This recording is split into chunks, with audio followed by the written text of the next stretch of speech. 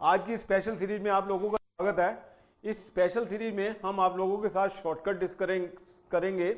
जब आप कंपटीशन में जाते हैं ना, तो वहां पर आपके पास पेपर होता है और जिस पेपर के ऊपर आप उस क्वेश्चन को सॉल्व कर सकते हैं और ना टाइम होता है। तो ये जो है आपका पेपर भी सेव करेगा और टाइम भी सेव करेगा। तो सबसे पहले मैं आपके 2 मिनट लूंगा, आपको लिमिट के बारे में बताऊंगा। बच्चों, लिमिट क्या होती है? लिमिट बाकी जो है मैंने अपनी वीडियोस में आप लोगों के साथ डिस्कस कर रखी है कि limit is as like a bypass surgery, तो उसमें आपको बहुत अच्छी तरह समझ आ जाएगा। और अभी आपने ये जानना है बच्चों, no person on this earth is perfect और every person try to become more perfect, लेकिन वो परफेक्ट नहीं बन सकता, परफेक्शन की तरफ सिर्फ जा रहा है।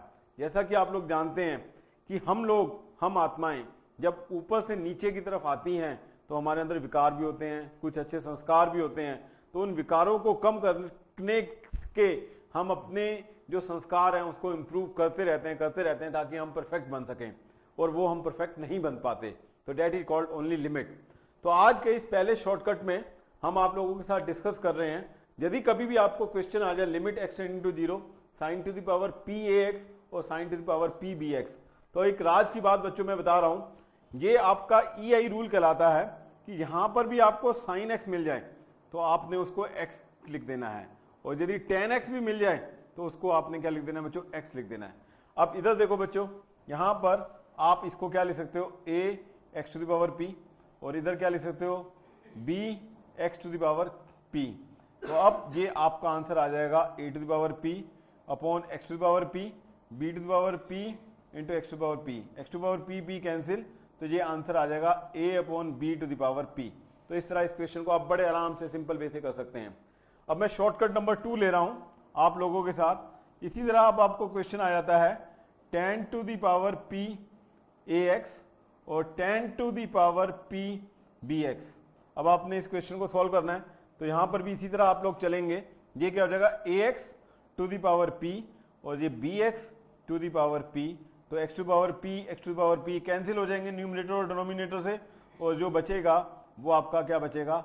a upon b to the power p। अब आप अपने क्वेश्चन सीबीएसई में किसी भी तरीके से कर सकते हैं। अब मैं 1-2 क्वेश्चन और आप लोगों को इसी शॉर्टकट के ऊपर कराता हूं। अब आपके पास क्वेश्चन आ गया sine 3x upon tan 4x suppose, ये क्वेश्चन आ गया आप लोगों के पास। तो अब आप लोगों को मालूम है सबसे पहले ये 3x आ जाएगा, ये 4x आ जाएगा, x से x कैंसिल हो जाएगा, आंसर आपका क्या आ गया? 3/4। इसमें आपने बात बच्चों ध्यान रखनी है, ऊपर भी डिग्री 1 है नीचे भी डिग्री 1 है, तो उसका आंसर फाइनाइट आएगा। यदि ऊपर डिग्री ज्यादा होगी और नीचे कम होगी तो आंसर हमेशा 0 आएगा, और यदि ऊपर डिग्री कम है नीचे ज्यादा है तो उसका आंसर इन्फिनाइट आएगा। इसको मैं लिख देता हूं, यदि न्यूमरेटर की डिग्री इक्वल टू डिनोमिनेटर की डिग्री होगी, पॉलिनोमियल तो बनेंगे, तो इसका आंसर क्या आएगा बच्चों? फाइनाइट आएगा, जैसे कि इस क्वेश्चन में आया फाइनाइट। यदि न्यूमरेटर की डिग्री आपकी डिनोमिनेटर की डिग्री से ज्यादा होगी तो आंसर उसका हमेशा बच्चों 0 आएगा, और यदि न्यूमरेटर की डिग्री लेस होगी डिनोमिनेटर की डिग्री से तो आंसर उसका इन्फिनाइट आएगा। तो इस तरह इस क्वेश्चन को आप सॉल्व कर सकते हैं।